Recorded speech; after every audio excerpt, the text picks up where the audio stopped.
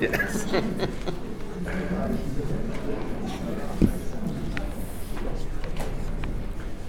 Elizabeth, I'm good. How about you? We seem to be doing a lot of these events. Yeah. More the merrier for us.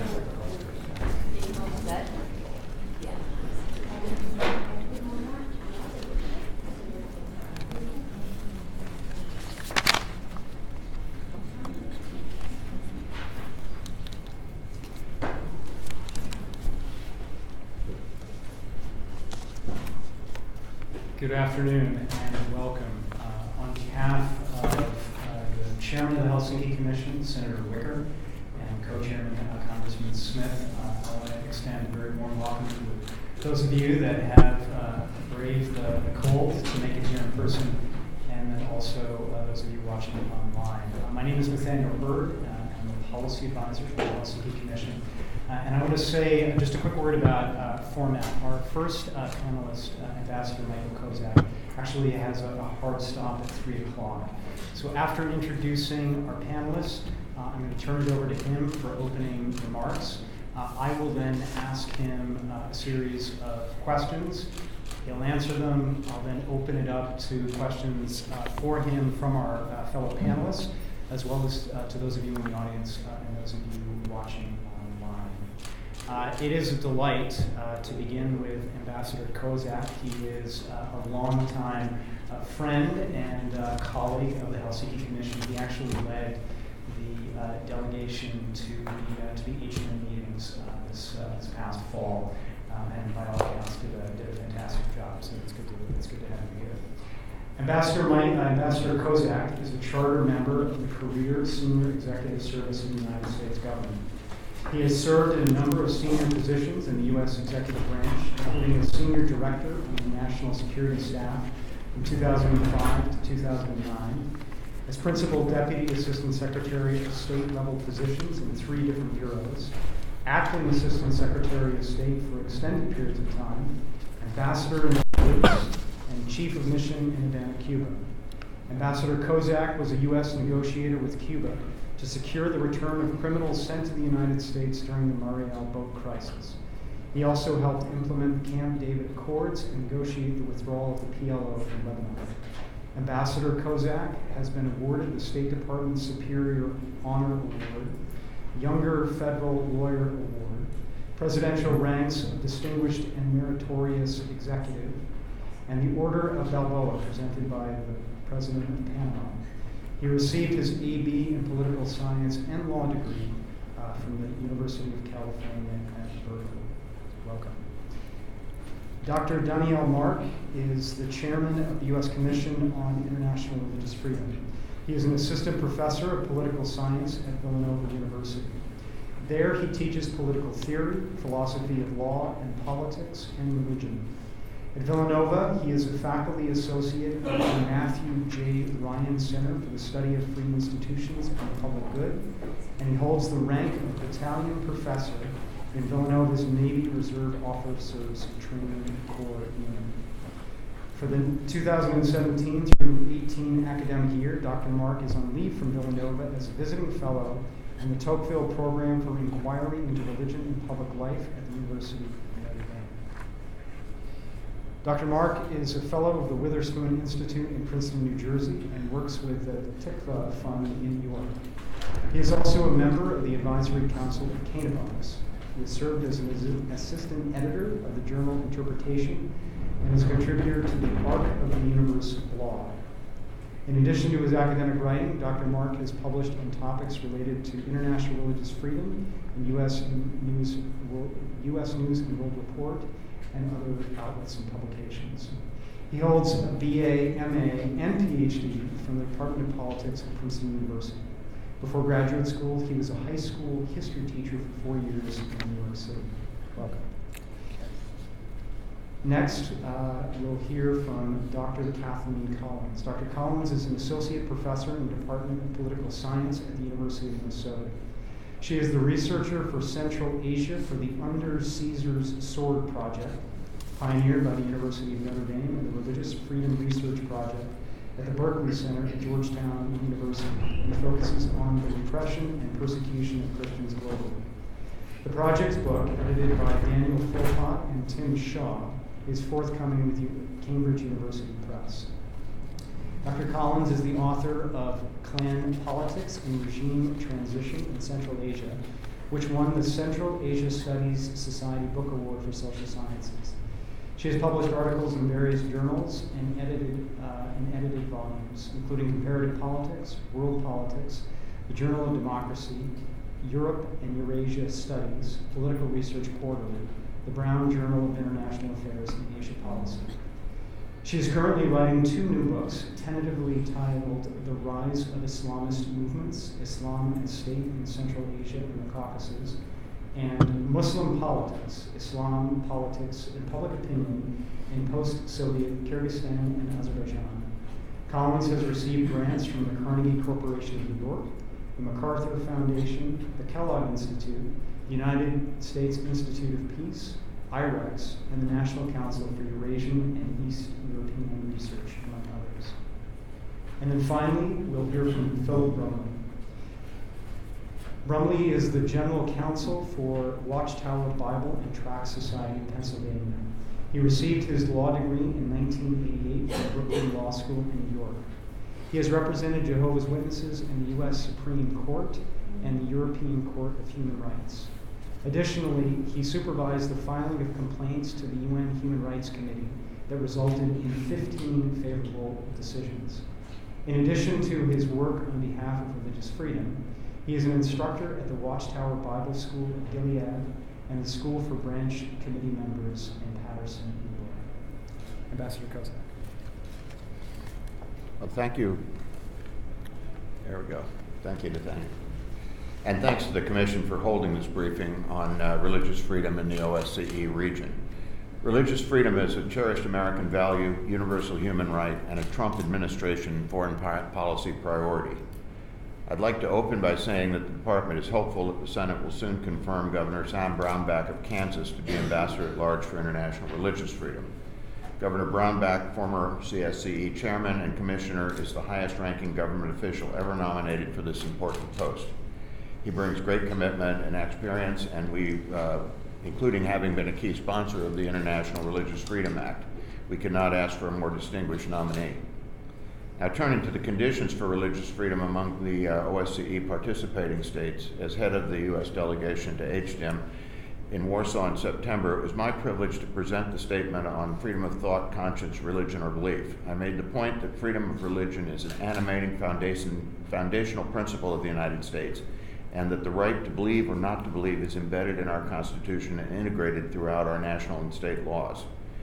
At HDIM, we were also very clear about our concerns in the region. In the OSCE region, the State Department has designated Tajikistan, Turkmenistan, and Uzbekistan as countries of particular concern under the International Religious Freedom Act for engaging in or tolerating systematic, ongoing, and egregious violations of religious freedom. The other countries so designated are Eritrea, Sudan, Iran, Saudi Arabia, Burma, China, and Vietnam at one time. We have active dialogues with these countries to encourage them to take concrete steps to ensure that freedom of thought, conscience, religion, and belief is fully enjoyed by all. We anticipate that the latest rounds of country of particular concern designations will be finalized in the near future. In Turkmenistan, members of religious minorities reportedly have been beaten and imprisoned for beliefs the government considers unacceptable, particularly unregistered Protestants, Jehovah's Witnesses, and Muslims the government views as extremists or Wahhabis. We are aware of one Jehovah's Witness prisoner of conscience, Bahram Hamdevov, and there is an unknown number of Muslims imprisoned for their religious beliefs. Religious groups there encounter significant obstacles to legal registration. In Uzbekistan, we've welcomed the government's public expression of interest to work with us to be removed from the CPC list. We view it as positive that the UN Special Rapporteur on freedom of conscience, freedom of religion and belief recently visited Tashkent and enjoyed high-level meetings. Concerns about religious freedom conditions in Uzbekistan include how people may be detained, questioned, and fined for gathering to discuss their religious belief outside of government-authorized locations. In Tajikistan, over 100 people have been detained for membership in banned religious groups, and a number of individuals were subjected to long-term imprisonment for so-called extremist views. The government restricts children under 18 from attending public religious service. Tajikistan is the only country to enforce such a restriction nationwide. In Kazakhstan, a country that previously had a well-deserved reputation for religious tolerance, we've seen continued negative steps with proposed legislation that would severely restrict religious education, discussions, and literature. We urge the government of Kazakhstan to bring existing and proposed laws into conformity with Kazakhstan's international commitments on human rights. We're closely monitoring proposed amendments on the religion law in Kyrgyz Republic. As currently drafted, the amendments would give the government more control over religious group and place further restrictions on proselytizing and registration. We have pointed out in HDIM and elsewhere that Russia is misusing anti-terrorism and anti-extremism laws to suppress religious freedom in unprecedented ways, raiding houses of worship and homes, and harassing, fining, jailing, and deporting members of religious minorities. NGOs have identified at least 111 persons as of 2016 imprisoned for their exercise of religious freedom, many of them on, again, so-called extremism charges. The Russian Supreme Court banned the Jehovah's Witnesses as a, quote, extremist organization on April 20, 2017, and upheld this decision again in July. A Danish member of Jehovah's Witnesses arrested in Russia and charged with so-called extremism remains in detention for holding a religious meeting. The government of Azerbaijan continues to detain religious activists who local human rights groups deem political prisoners. The government considers as non-traditional groups such as Jehovah's Witnesses and Muslim minority groups, and they face difficulties in legally registering. Adherents cannot freely practice their religions without risking police raids, fines, detention, arrest, or prosecution. In Turkey, authorities continue to limit the human rights of some religious groups, and some communities continue to experience protracted property disputes. Non-Sunni Muslims, such as Alevi Muslims, do not receive the same governmental protections as those enjoyed by recognized non-Muslim, and those enjoyed by recognized non-Muslim minorities have faced discrimination and violence. Some foreign citizens, including several individuals with ties to Christian groups, face detention, problems with residency permissions and visas, and so on, under the state of emergency following the 2016 coup. The United States continues to advocate for the immediate release of Pastor Andrew Brunson, a U.S. citizen who's been wrongfully imprisoned in Turkey since October 2016. Today, religiously motivated manifestations of hate are persisting, evolving, and erupting in unprecedented ways around the OSCE region. Anti-Semitic violence continues to rise, giving new urgency to the need for participating states to respond with immediate, definitive action. Both age-old and contemporary forms of anti-Semitism are afforded unprecedented reach by the use of mass media, including online technologies. At HDIM, we urged all governments to denounce and combat anti-Semitism and work with Jewish communities to better protect them. The OSCE continues to benefit from the expertise of Rabbi Andrew Baker, the personal representative of the OSCE Chair in Office on combating anti-Semitism, and also Director for Jewish Affairs at the American Jewish Committee. We are also deeply concerned about intolerance and violence towards Muslims. There's a growing trend of the governments across the OSCE region and elsewhere imposing restrictions on the ability of Muslims to freely practice their faith. Good data is essential to developing good policies. The United States supports the work of ODIHR's Hate Crime Unit in its efforts to collect comprehensive data. We also encourage participating states to work with civil society to develop strategies for addressing the problem of underreporting. In addition to HDIM, we work closely with the U.S. Permanent Mission to the OSCE to combat religious intolerance and coordinate policies and statements. At OSCE, for example, we've raised the targeting of members of religious minorities such as the Jehovah's Witnesses in Russia and called upon Central Asian governments to bring their laws into conformity with their obligations.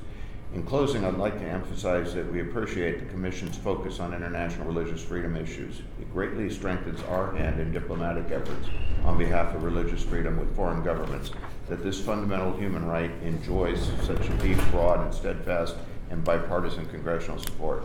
We want to continue to work closely with the Commission to help protect and promote international religious freedom in the OSCE region. Thank you. Thank you, Ambassador Kozak. So I will ask a basket of questions. After you answer them, I'll open it up to the panelists and then to our audience.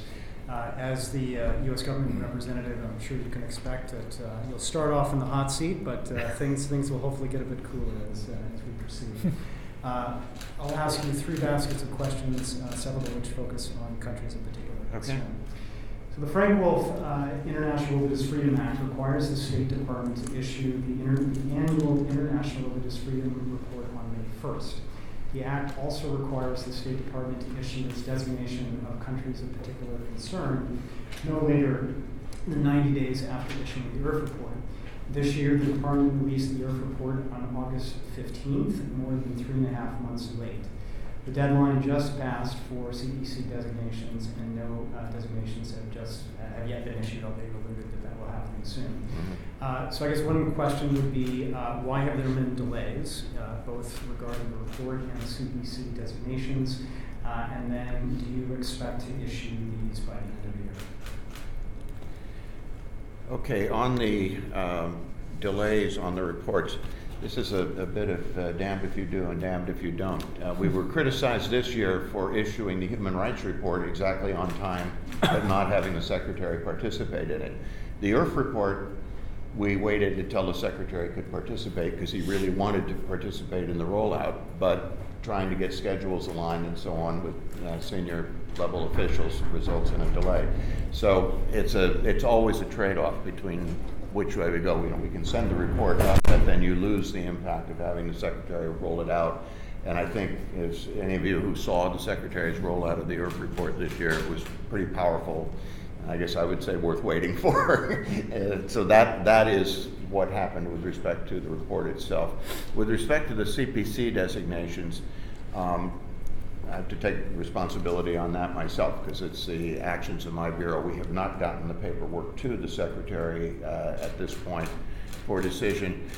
People like to, think this is due to some, titanic bureaucratic battle going on, but it tends to be more mundane stuff. As we were talking a little before the hearing, when the new Frank Wolf Act was rolled out, it included some additional categories, for example, a special watch list, entities of particular concern. And as we were moving towards getting all of our package together, it suddenly dawned that there were, for example, a definitional question of what does severe violation of religious freedom mean. In the USCIRF Act, particularly severe violations are defined. It's not there, so we had to work with the lawyers to come up with what would be a reasonable and supportable interpretation of that would be consistent with congressional intent. It also turns out that the entities of particular concern, the way the statute was drafted, it didn't modify the USCIRF Act, so the existing delegations of authority don't apply to it. So now we have to work with the White House either to get that authority delegated or for the President to exercise it personally. So those are the kinds of things. It's not, the Secretary is incapable of doing this. We were incapable of getting the paper to him on time. I think we're pretty confident we're going to have it up in the near future and give him the opportunity to consider it and make the decisions. But the apologies for being late is on us. The International Religious Freedom Act of 1998, which you alluded to, requires the President to take actions from the list provided in the legislation, including even sanctions, for any country where there are severe restrictions on religious freedom. However, it only requires sanctions be taken or some commensurate action if the country is designated as a CPC. The Frank Wolf Religious Freedom Act requires the U.S. government to provide fuller and more frequent responses when waivers have been exercised. The U.S. government also has a range of authorities, including the Global Magnitsky Human Rights Accountability Act for imposing sanctions on individuals for religious freedom violations. Generally speaking, has the State Department found any particular sanction or action more or less effective in addressing global religious freedom restrictions? So that's one question. Second question would be, is there a good model for judging the success of religious freedom diplomacy. And then finally, does the administration intend to use the full range of authorities available to it to sanction foreign persons, or individuals, suspected of particularly severe religious freedom violations, regardless of whether they are on the list required by the Frank-Wolf Act, and regardless of the time of year, sort of recognizing this can be done at any point Yep. during the year? Let me try, and I may have Sure. forgotten part of the question, so please remind me. I'll try to start with the last first. The Global Magnitsky Authority is something that's really important, and that's relatively new. We're in the process now of gathering up names and identities of persons that would qualify under the terms of that act, including some that have engaged in religious freedom violations, and some are for other forms of human rights violation. But I think, in my own experience anyway, sanctions that target individuals, senior level individuals, their families, their cronies who provide support, tend to have sort of give us the most leverage effect that you can get for, broader, like national level trade sanctions and so on become part of the scenery. But when you bring it down to somebody has their assets blocked in the United States, or their family can't go to college in the United States, or can't come shopping here, or whatever it might be, it becomes a source of concern for them.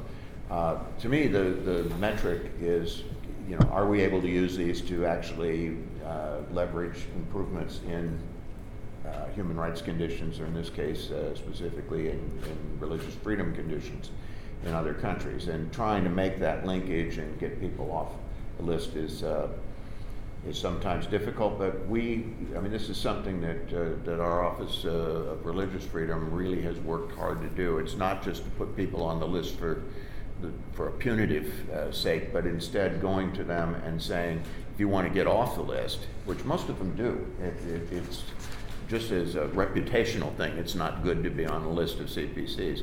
And that probably has as much leverage as any specific pain we inflict on it. But it's saying to them, okay, here are a menu of the kinds of things you would need to do in order for us to consider taking you off the list. So it's trying to keep that linkage between the punishment and the crime, and what kind of improvements would get you from where you are to not being on the list. The waiver issue is another matter, and I think, as you were mentioning in the Act, there are two types of waivers. One is when we feel that waiving the sanction would actually be in the interest of the purposes of the Act. So I'd say, like, the time you would use that is, the country has done a bunch of really bad things, but they have a change of regime and they're negotiating a bunch of reforms. You don't want to hit them with a sanction right now. You want to encourage them to do the reforms that we're looking for. That we have not used, at least not very much. I don't think ever, actually. The other one is a national interest waiver, and it's the much more mundane thing that you have a country that's engaged in egregious religious freedom violations, but we're also depending on them to allow us to transit military supplies through their territory to a theater of war or something. So in that case, the waiver is simply a trade-off, and usually explained as such. I think that perhaps what has happened with some of the acts is, it just says the Secretary determined it was in the national interest not to apply the waiver. Obviously, we'd be happy to come up and give a more in-depth briefing. I mean, that is the determination he makes, is that very, like, one sentence type thing, but the reason behind it is something that people in our regional bureaus, and as well as we, would be happy to go into. But I think it's fairly obvious where you see the ones that we've made waivers. All three of the Central Asians, it was Northern Defense Network, where we were supplying our troops in Afghanistan through their territory, and that was the trade-off. So it's not a way of saying or lessening the condemnation of their religious freedom violations. It's saying they did it, they deserve to be sanctioned, but we're going to forego that because of these other considerations.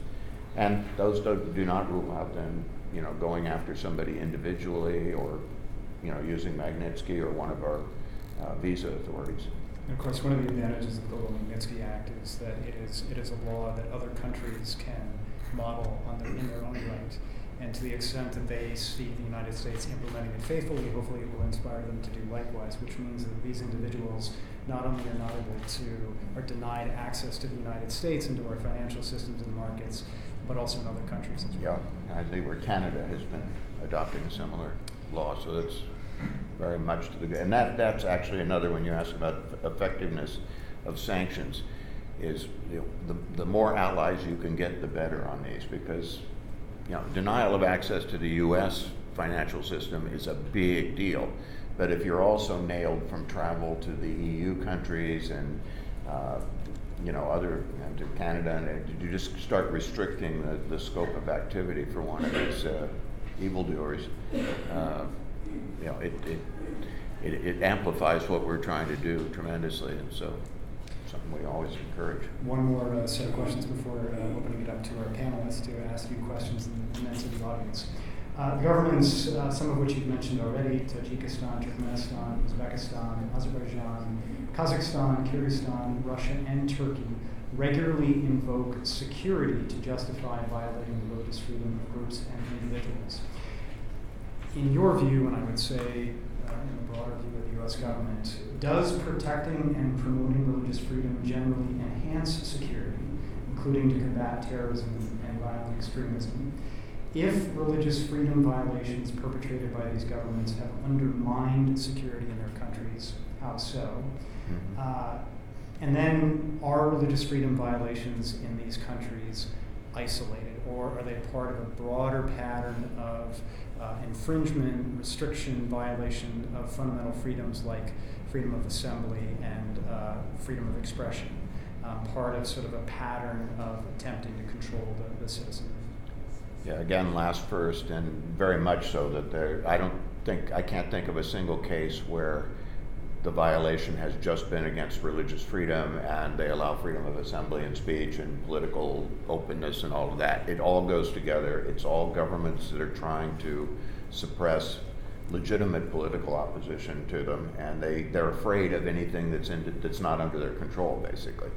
Our view is very much that respect for human rights and including religious freedom is fundamental to securing peace and prosperity in a country and not having, not creating a breeding ground for terrorists and so on. My own experience, I got into human rights work not because I was a human rights activist, but because in the 80s I was trying to figure out how to counter Soviet-backed insurgencies in Central America. And a lot of us were saying, just backing these military governments that are out slaughtering their citizens right and left isn't getting the job done. The people hate the insurgents, but they hate the government as much or more than they hate the insurgents, and that's not a way to win a war.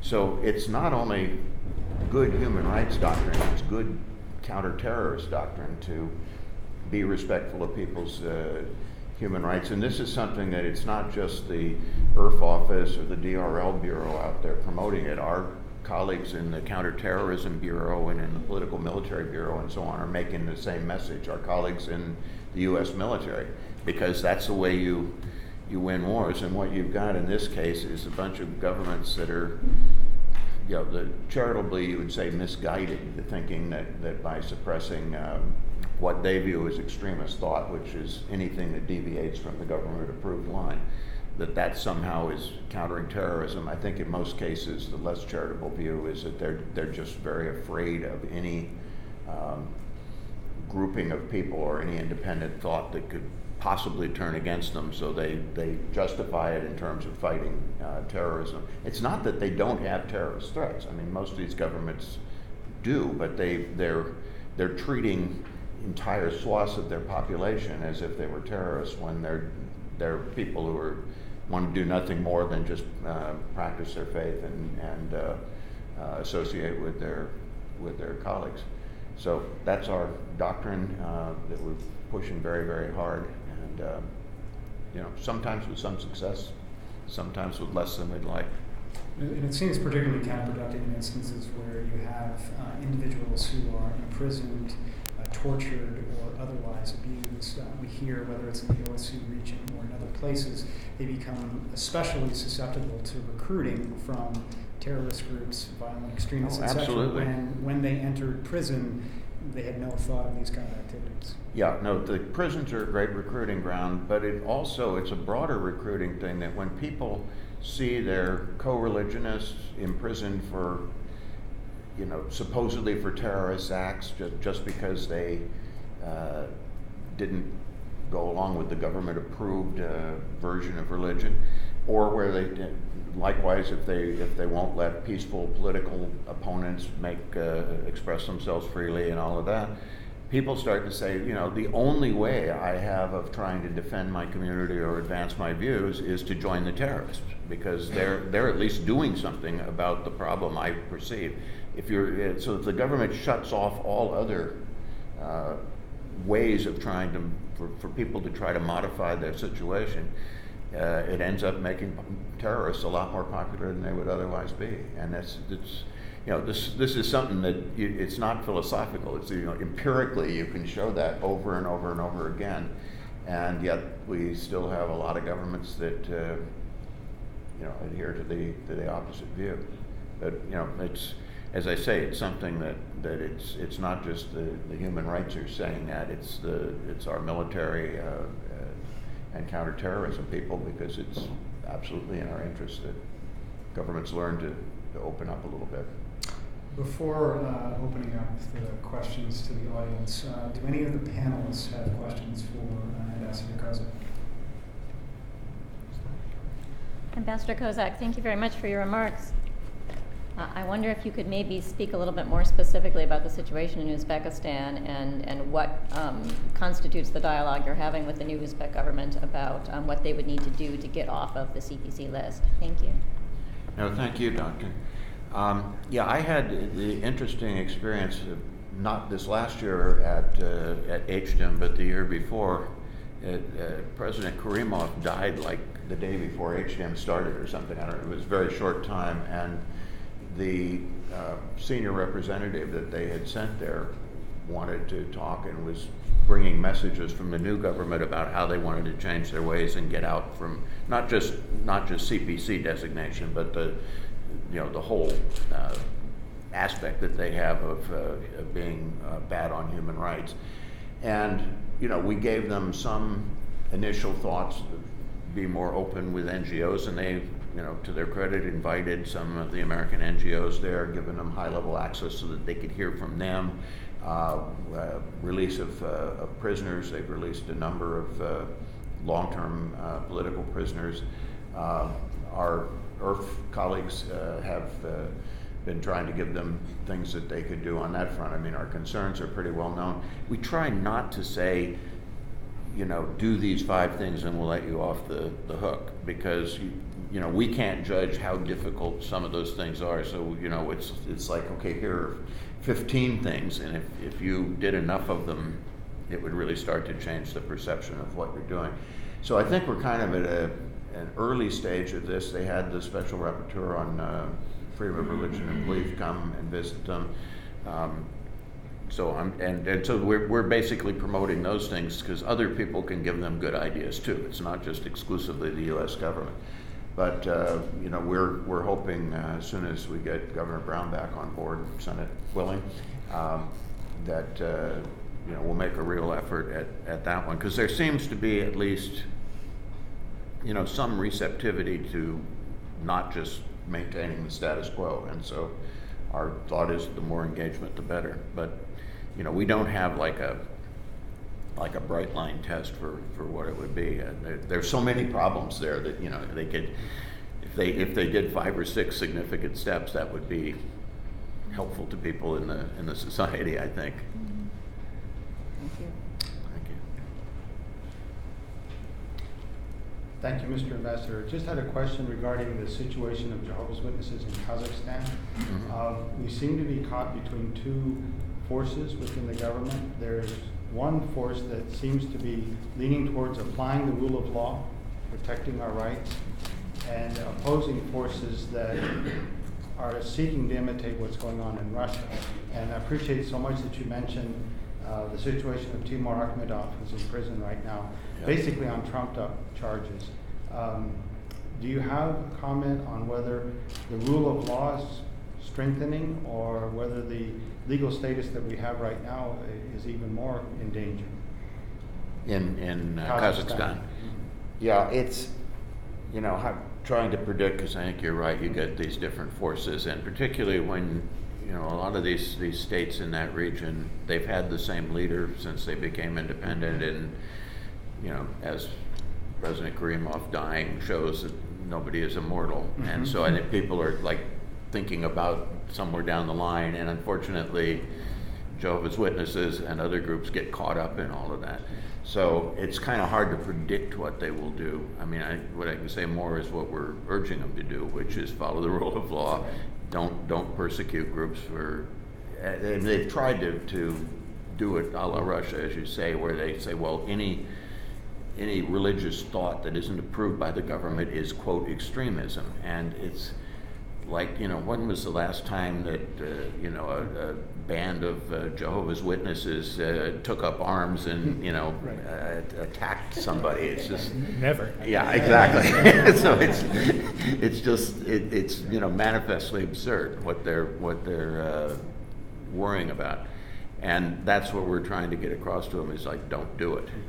But, it is, as you say, it's a struggle to try to figure out these. You become, sort of a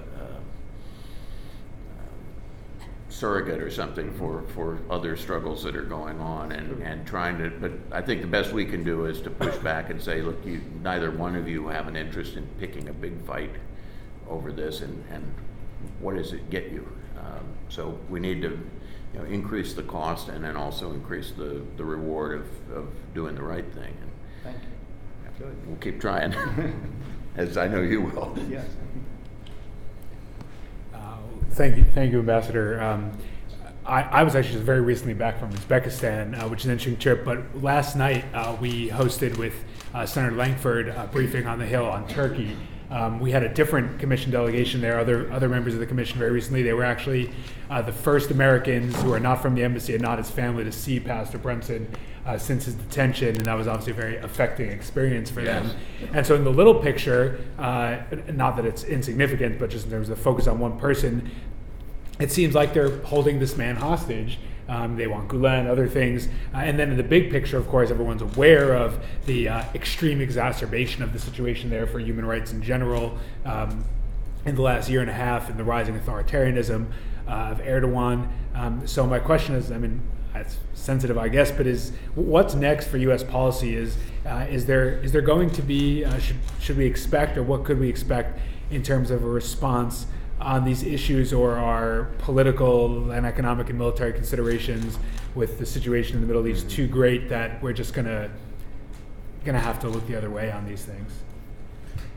Well, I don't think anybody is arguing for just looking the other way. But you're right that there is a tension in there. I mean, this all started with the attempted coup in 2016, which we condemned, and believed that the Turkish government was absolutely entitled to go after, and through a transparent legal process, bring to justice the people who had perpetrated that. Instead, they've extended over and over beyond all reason the state of emergency, used it then to go after, again, this whole cacophony of groups where sometimes it's hard to even figure out why they're going after somebody on grounds that they're Gulenist or something. That remains a matter of big concern. We talk about it privately, we talk about it publicly. We're urging the Turks, as Secretary Tillerson did publicly, to not just to release Pastor Brunson, who, as he said, was just, there's absolutely no justification for holding this man, but for all of the similar actions that they've taken against other people. I mean, tens or hundreds of thousands of people now that have been, removed from their jobs and so on sort of vague allegations of association with Gulenists. On the other side of it, though, Turkey remains a valued NATO ally, very important partner in a number of activities there, and we have to pursue those as well. So I think it's not an either-or deal, but it's a how do we walk and chew gum and try to deal with both sets of issues at the same time, and not always easy. We saw, unfortunately, the Turkish representative at HDIM walked out on the first day on grounds that the OSCE had registered an American NGO that the Turks accused of being Gulenist. And, we said, no, we ought to apply the rules that if an organization is on the UN terror list or something, yes, but you can't just declare somebody a terrorist in order to keep them from attending a meeting. So a lot of difficult conversations with the Turkish authorities, but at the same time also trying to find those areas where we have common interests and work with them on that. And stay tuned. That's all I can say. Thank you. Yeah, thanks. We'll now open up the discussion to those of you that are here in the audience. If you could please state your name, and if you have an affiliation, state that as well. And we do have probably quite a few questions as well as our subsequent panelists. And so if you could keep both your comments and your questions brief, very much appreciated. Step to the microphone. Yes, and if you could step to the microphone, please. Thank you. Thank you very much. That's great to see you last time. Last time in Warsaw. My name is Alex. I'm Charles.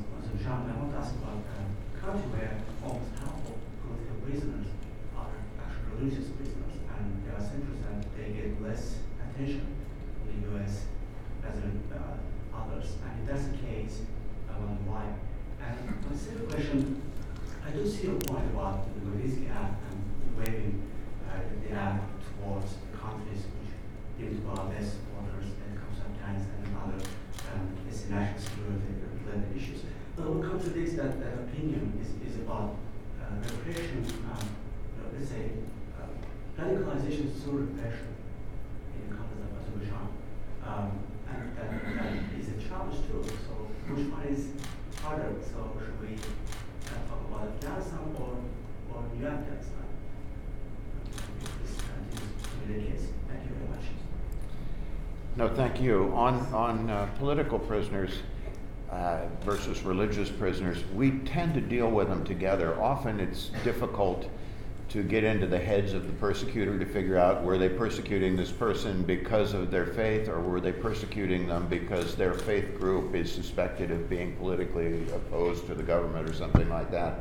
So we don't tend to prioritize one over the other. Obviously, if it's our ambassador at large for religious freedom who's out talking to another government, they tend to focus on people where it's very apparent that they're in for religious reasons. The rest of us tend to run the two together and pick. Oftentimes, too, what you try to do is you want to start to get a chink in the armor of the other side. So, if they've got thousands of political prisoners, you go in and say, we ought to release all thousands of them, and they say, we heard you, we're not going to do that, they're terrorists, and that's the end of the conversation. But when you're able to say, okay, here are 4 people or something that you've got in, and we've really studied their cases, and there's no justification, you have a better shot at it. But when you do that, you can then multiply on that and say, okay, you let those 4 go, and you actually got some good press out of it. And here are 10 more people that are very similar to the ones you just. So it's a tactical deal how you approach that. On the national security stuff and whether you care about Afghanistan or Iran, we care about all of them, the threats posed by all, and these are judgment calls. There's, is it better to keep some sanction on somebody to make our point, and can we forego their cooperation on something we care about? And sometimes the answer is yes, that the cooperation isn't that valuable and making the point is. Other times it's, we've got an immediate problem here we have to deal with, we need their cooperation on that, so we'll waive the sanction. But it's not like we're not doing anything, we're also calling them to task and making comments about them in the UN system and the OSCE and so on. So it's how do you get the sweet spot between all of those? It's always the dilemma. There are additional questions from the audience. If you could please come to the microphone if you're able to. And I also, just a reminder that those of you that are watching online, you can actually pose questions on Facebook as well. I have a pretty good voice, but I'll use this. Ambassador Kozak, I'm a retired State Department and worked in DRL for a number of years. So recently when our president began to emphasize sovereignty, it gave me some pause, because as most of us know very well, in many countries, individual freedoms, including religious freedom, simply do not play a part in the rights that are recognized for people. Yeah. And that's a determination of the government in the exercise of their sovereignty. And if we are emphasizing recognition of sovereignty, have we diminished our grounds for speaking to these countries about their violations of what we can consider the rights of their citizens or residents of their territory? And if so, how are you working around that? Okay, good question. Good DRL colleague. I think it's when the president has emphasized sovereignty and so on, it was more in the sense that we're not going to be constrained by constructs of groupings of countries that, I mean, it's been largely in the trade area and so on, but that we should be able to go out and state our own point of view and be able to deal with other countries as we see, fits our own interests, which includes promotion of human rights. I think he and the secretary have both been clear on that. But it's not saying that sovereignty means that you can ignore God-given human rights. And I think that they've come across pretty strongly on that as well. I think when the secretary rolled out the religious freedom report, he said, well, I don't want to just call out our enemies, I want to call out our friends too. And he did. He expressed concern about a number of countries that we have very close relationships with. So I think what you see as you go kind of issue by issue, what are we doing about it? The administration's been very clear that, for example, people should not had violence committed against them or be discriminated against because of their religion, because of their political view, because of their status as LGBT, because of disabilities. I mean, it's all the things we've always been concerned about. But what they're coming at it from the standpoint of the individual. No individual should be subjected to that, regardless of what the supposed motivation is. I think the thing I would mention that maybe will make you a little more hopeful is internationally at the HDIM. I was really taken by how thoroughly we won the battle of ideas on individual rights versus state sovereignty during the Cold War. As each of those countries got up and talked, you either had countries like Uzbekistan who were earnestly trying to explain the reforms they were undertaking to comply with OSCE commitments and so on, or you had the Russias of the world standing up and saying, well, the Americans and the Western Europeans violate all these things too, so nobody should blame us. But they weren't questioning that these were the standards that you should live up to. That it was either you're just as bad as I am, or I'm really trying to be better, was sort of the thing. And I think that was good, and it's a strength that we have and that we can work with. The fact that is widely accepted now as that universal human rights really are universal. And even the Russians tried their old trick of saying, well, we have to spend a day on economic, social, and cultural rights, because those are just as important as civil and political rights. And our people, to get the agenda agreed to that. So when it came time to do it, I led off and read our statement about what we do to protect economic, social, and cultural rights in the U.S. The Russians gave a speech about how disgraceful it was that the U.S. wouldn't speak to this issue. And it was like, were you listening? And it was a tactic from their standpoint, from the old Soviet playbook. But then they didn't bother themselves to talk about economic, social, and cultural rights in Russia. So it's really a strength that we've got, is that we are so, that the values that we hold dear have been so well internalized internationally. And you really don't get that pushback about, oh, well, these, we don't have to follow these values because we have sovereignty. They're all trying to explain that either, that's why the Russians and the others, the Turks and everybody, go to these great lengths to create these anti-terrorism laws and all, because they're trying to find some way to justify what they're doing rather than just saying it's okay for us to be doing this. So this is something we can work with, and we can keep holding people to account. And I think it's a strength we forget we have, and we ought to use it more often.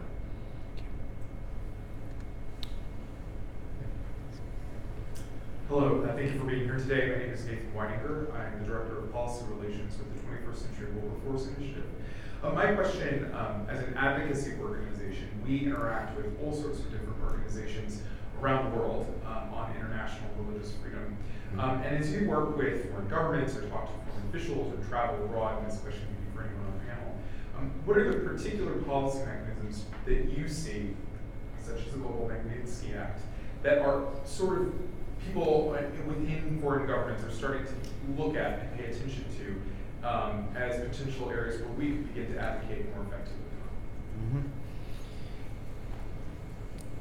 I think some of the mechanisms we have are that are most effective are sometimes the one that are least dramatic. When you mentioned, working with civil society groups, one of the things that our embassies do all over the world, and that we do when we travel abroad, but also our colleagues from the regional bureaus, the secretary himself, the president, is meet with civil society. And just when somebody is being repressed in a country, the fact that a senior foreign official will meet with the repressed people, it's a real dig at the government. The government usually is trying to say, we can repress you, and we can make the Americans stand by and ignore it, and so don't think you'll ever be able to get out from this. Just by having a meeting with them, we destroy that narrative and say, look, we value our engagement with the people in civil society or in the religious community that we're meeting with as much as we do that with the government, and that tends to equalize them up. So that's a huge thing. Doesn't cost very much. It isn't, you don't have to have legal sanctions and have the Treasury and everything else doing it. But I think that is effective. The calling people out, we use the UN mechanisms a lot. We use OSCE a lot to say, what about this, what about that? We, during HDIM, we had and still have going on the oppression of gay men in Chechnya. And we were every day asking the Russians, what are you doing about this? And they didn't have their story down straight, and they would tell a different story every day and then contradict themselves in the press, and we had a good time. But that put pressure on them. I mean, we weren't doing it to embarrass the Russian government. We were doing it to get them to do serious investigation and put a stop to this. So I think that can be effective too. But then we have a variety of tools. One that often gets done and nobody knows about is in the Immigration and Nationality Act. There are exclusions for people who've committed torture or extrajudicial killings and so on. And our consular officers just apply that and deny your visa. And it doesn't necessarily involve a big policy action, but it means something to the person who had it denied. And then we have the more sort of policy-oriented exclusions as well that we can either under Section 212 AC3 or 214B, or not 214B is exclusion for 212F is what I mean. 214B is what happens to you when you don't have visible means of support. You get denied.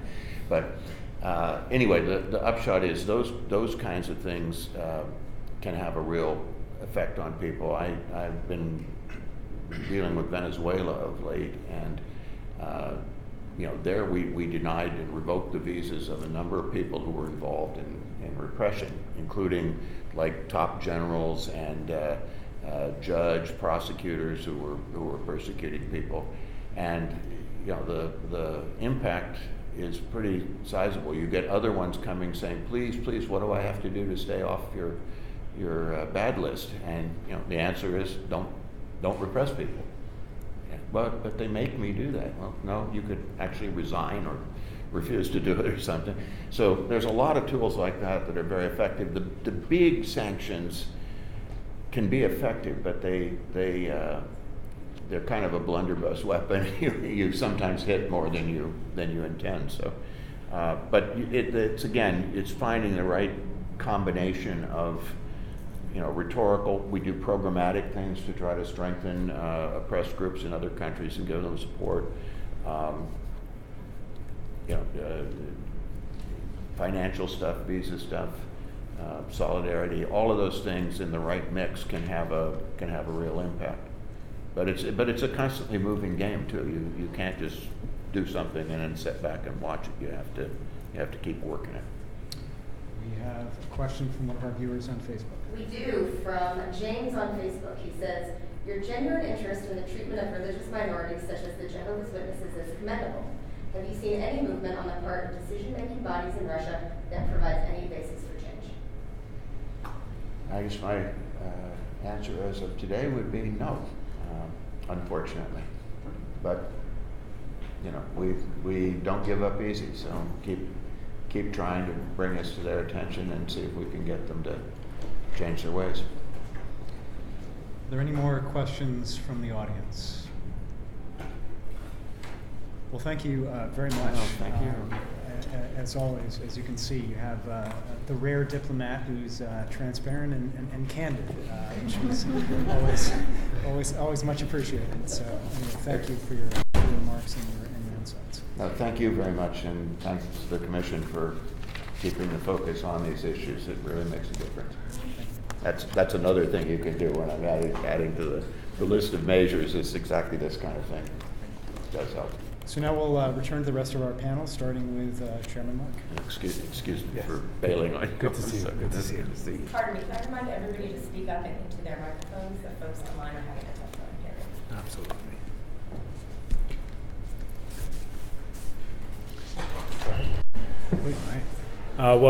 Thank you very much to my friend, Mr. Hurd, and thank you to the Helsinki Commission, particularly the chairman and co-chairman, Senator Wicker and Representative Smith, for holding a briefing on this very important topic.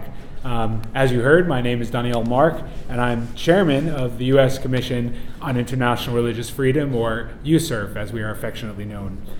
A quick word about USCIRF. USCIRF was created in 1998 by the International Religious Freedom Act. You heard a bunch about that just before, commonly known as IRFA. IRFA also created the State Department's Office of International Religious Freedom, as well as the position of Ambassador at Large for International Religious Freedom. We are very pleased that President Trump has nominated Governor Brownback to that position. It's a position that ought to be filled, and we do hope that the Senate will end its delays and swiftly confirm him to this critical position, as Ambassador Kozak said. We at USCIRF are tasked by Congress to monitor and review religious freedom abroad and to make policy recommendations to the President, Secretary of State, and Congress. To that end, Nathan's question was very germane in thinking about what are the things that actually work. If I could just digress for one moment on that and say that another thing, especially just coming back from this Uzbekistan trip, been very much on my mind, not just thinking about which policies are the big policies that are most effective, but what are the very specific things you can ask them to do that are doable, that you can really get. And so just just to finish that thought with a specific example in Uzbekistan. So Uzbekistan, the government recently approved for 3,000 more copies of the Christian Bible to be printed in that country and distributed. But that's not enough, right? Can they do more, right? You can ask them, can we have 3,000 more? Can they register, not just open up registration, that'll take time, but can they register one church in an area that has no churches? It's a very large country. Typically, Christian preachers are not allowed to preach in the Uzbek language, and not even allowed to have somebody doing simultaneous translation next to them. Can they allow perhaps preaching? They do that, of course, to prevent the religion from spreading. But these are things that are very specific, very concrete, and relatively small compared to the big things that we also need them to accomplish. And so that helps, and I say that in the context of talking about our mandate to make recommendations, which include the kinds of things that Nathan was asking about, but also thinking about recommendations to the U.S. government to ask for very specific and concrete things that are doable. In any case, as part of our mandate, the other thing we do that you heard about is we make the recommendations to the State Department for CPC designations, countries of particular concern. In April, along with the release of our annual report, which is out every year on time by the legislatively mandated deadline, we recommend 16 countries for designation as CPC because we believe they meet the legal standard of perpetrating or tolerating, quote, systematic, ongoing, and egregious, unquote, violations of international religious freedom. Religious freedom in the OSCE region is always a concern for USCIRF, and of course, as I just said, it's at the forefront of my mind because I just returned a little more than a week ago from Uzbekistan. My fellow commissioner, John Ruskay, was there, as well as USCIRF policy analyst Andrew Kornbluth is with us as well. We had a very productive week, and I'll say more about that soon. USCIRF monitors a number of OSCE countries that were formerly part of the Soviet Union, as well as some others that weren't. My remarks today will be limited to just some of those, and especially the ones that we recommend for CPC designation, including Turkmenistan, Tajikistan, Uzbekistan, and for the first time in this year's report, Russia. The State Department agrees with us on those other three, and on the last, on Russia, it remains to be seen because there hasn't been, as you just heard, a new round of CPC designations since our report came out this past April. We certainly encourage the State Department to make CPC designations in line with our recommendations, which are based on a careful and thorough review of all the available information on religious freedom in those countries. And I must add, to emphasize that the State Department did miss on Monday its legislatively mandated deadline for designating CPCs. I'm glad to hear that Ambassador Kozak is on top of it, has an explanation for it, and hopes to see it done soon. And I want to echo what he said about the excellent statement that Secretary Tillerson made when they released the International Religious Freedom Report 3 months ago. It was a bold and thorough statement, and we hope that that rhetoric will be followed up with timely designations and action. It sounds like, from what we heard from Ambassador Kozak, that they should be one-time delays, right? They didn't know about the EPC, delegation of authority, and so on. So if next year we're hearing the same story, we know there's a problem, but sounds like all the things that he accounted for are things that could be settled this year and not recur next year. USCIRF also has a Tier 2 that includes countries that have severe violations and that meet with at least one element of the systematic, ongoing, and egregious standard. And within the OSCE region of former Soviet Union, our Tier 2 includes Azerbaijan and Kazakhstan. I asked about Turkey, but I'm not going to talk about that today. Unfortunately, we at USCIRF are not optimistic with regard to the outlook for religious freedom in the OSCE countries we monitor. Generally speaking, the trend has been toward authoritarian governments imposing more written and unwritten restrictions on expressions of religion. These restrictions are arbitrarily and capriciously enforced by courts that are not independent from the executive branch in their respective countries. Punishments range from police harassment and fines in the mildest cases to effective life imprisonment and death in prison by torture or starvation in the most severe. Uzbekistan, which has long been designated as a CPC by the State Department and long recommended by us, is the one OSCE country reported on by USCIRF that currently seems to offer hope for improvement, although, as I will explain, USCIRF is still waiting for more evidence on much-needed reforms. The religious freedom conditions in the OSCE countries monitored by USCIRF are similar in part because of their shared legacy of Soviet communist government. In the Soviet Union, all social and political movements not affiliated with or endorsed by the state were subject to constant scrutiny and repression by the omnipresent security services. Moreover, the state was officially atheist. And I have to say, being in a country like Uzbekistan, you just have, if you need to be reminded, not that it's easy to go to these places, you need to be reminded of how awful the legacy of communism. Everywhere communism went, it's just left devastation. After the fall of the Soviet Union, elements from the security services became the ruling elites in many of the newly independent countries, and they remained deeply hostile to independent social mobilization. At the same time, the immediate aftermath of the Soviet Union's collapse from the early to mid-1990s was a time when the restraints on civil society imposed during the Soviet Union were temporarily relaxed as new regimes worked to consolidate their power. In this early period, about a quarter of a century ago, many citizens of the new republics began to renew or re-examine their traditional faiths. Proselytizing movements, both Islamic and Christian, were able to operate relatively freely, connecting adherents to global religious trends and movements. By the late 1990s, the former Soviet countries viewed the wave of renewed religiosity with growing alarm. The authoritarian regimes, guided by the security services, were also more confident of their strength and ready to reestablish full control over civil society. It was at this time that the legal architecture underpinning the repression of religious belief first began to be formulated. The linchpin was religion laws, which consisted of 3 restrictions. The requirement that religious communities register with the government, effectively requiring all religious groups to obtain government sanction for their legal existence. Restrictions on the possession and distribution of religious literature, and restrictions on where and how proselytizing could occur, mostly it can't, with the aim of stopping and controlling the spread of religious ideas that were not officially approved. Within a few years, laws on extremism, as we just heard, became another widely used tool for suppressing religious expression. While OSCE member countries monitored by USCIRF do have legitimate security concerns, their laws define extremism extremely vaguely to permit the suppression of virtually any kind of expression, religious or secular. With the rise of international terrorism, the need to combat radicalism became an even more convenient pretext for shutting down all forms of expression not approved by the government. One of the surest proofs that extremism laws are often less about fighting terrorism than about repressing peaceful expression is the fact that Christian minorities in all of these countries who pose no security threat whatsoever are persecuted under these same statutes. Indeed, legitimate security concerns notwithstanding, these laws are often little more than legal excuses for the governments to take whatever actions they want against any individual or group they want. It is these religion laws and the misuse of extremism laws that most concern USCIRF in the OSCE member countries that we report on, along with the corresponding arrests, torture, and imprisonments. A review of these countries shows that for the most part, religious freedom conditions are only getting worse. The Russian Federation, which in many ways inspired or pioneered the use of religion and extremism laws to suppress religious freedom, has doubled down on religious repression. As everyone here is likely aware, this year saw the banning by the Russian Supreme Court of the witnesses as a supposedly extremist organization.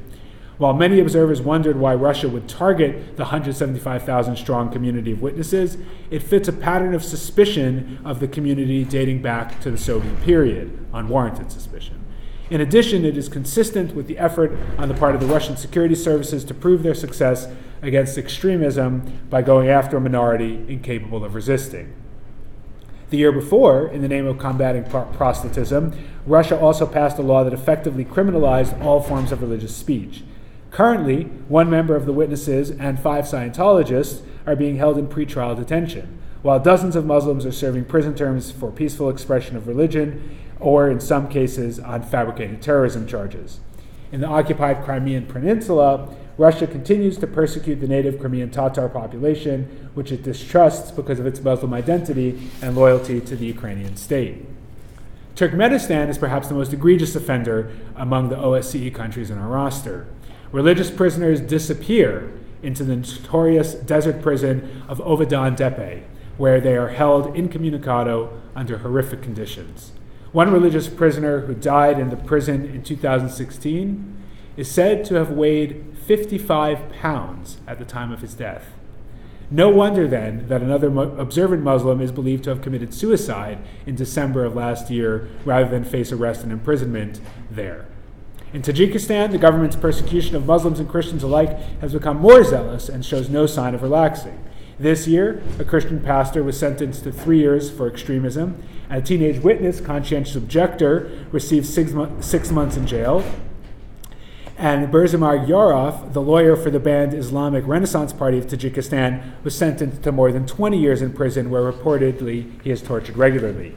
In addition, the government has launched new campaigns interfering in everything from the wearing of hijabs to the food served at wedding banquets. With regard to Kazakhstan, USCIRF was deeply disappointed by the decision of that government to raid witness kingdom halls only days after a meeting between government representatives and our commission, USCIRF. Kazakhstan's parliament is currently considering a number of changes to the laws which may lead to further tightening of controls over religious life. This year, the government also gave the witnesses a 3-month ban on religious activity, and a member of their community who is ill with cancer was sentenced to 5 years in prison, allegedly for proselytism. In Kazakhstan, USCIRF is also concerned that campaigns against Salafism mask attempts to repress political unrest more generally. I emphasize that USCIRF understands that many of the countries we follow have legitimate security concerns. Security and religious freedom are not mutually exclusive. USCIRF is guardedly optimistic about the situation for religious freedom in Uzbekistan, particularly since our trip there. Although Uzbekistan has long been regarded as a severe violator of religious freedom, the new president, Shavkat Mirziyoyev, has relaxed long-standing restrictions on the majority Sunni Muslim population. In many circles, there is real optimism, and we heard that as a consistent theme in our week. That being said, the continuing atmosphere of fear and intimidation among Uzbek Christians and others is palpable. Registration of religious groups and the possession of religious literature are tightly controlled, and policies such as registration are used as tools to surveil and harass believers. Intimidation, arrest, and torture remain a constant fear for both proselytizing Christian groups and those who, for whatever reason, fall afoul of the police. Moreover, thousands of Uzbek Muslims continue to serve long prison sentences on trumped-up charges or fabricated charges. While we are hopeful about the future, USCIRF also wishes for the Uzbek government to be more forthcoming and transparent about the substantive reforms to the architecture of religious control in that country. In conclusion, and thank you for bearing with me a little bit long, USCIRF calls on all OSCE countries to adhere to international standards of religious freedom. Although the bright spots are few and far between, we remain hopeful that even in the most egregious violators will change their practices for the better, and we are ready to engage in dialogue with any OSCE member ready to do so. Thank you. Thank you, Chairman Mark. Dr. Collins. Good afternoon, ladies and gentlemen. Thank you for coming today, and thank you especially to Mr. Hurd and the Helsinki Commission for organizing this panel to bring attention to the timely issue of religious repression in the OSCE region. In the interest of time, I will focus on the evolving situation in Kazakhstan and Kyrgyzstan, and highlight in particular my findings with the Under Caesar Sword project, which focuses in particular on Christian and other religious minorities in those across that region. I agree with Dr. Mark. I'm quite skeptical about the prospects for the improvement of the religious situation across the region. The regional trend has been to adopt steadily more restrictive laws on religion, together with changes in the administrative and criminal codes, and broad laws and programs that blend and merge religious practice with extremism and terrorism. The governments in the region look to each other and Russia as justification for these changes. Russia is the trendsetter, as you mentioned. Across the region, with a partial exception of Kyrgyzstan, the legal framework for religion and the de facto implementation of these laws have in fact created a situation little better than during the later Soviet era. Thank you for mentioning that, because the parallels are really quite striking. This is true in particular for the minority Christians and for any Muslims acting independently of the state-controlled Muslim hierarchies. Kazakhstan, before its 2011 religion law, was in fact one of the most liberal religious environments in the region.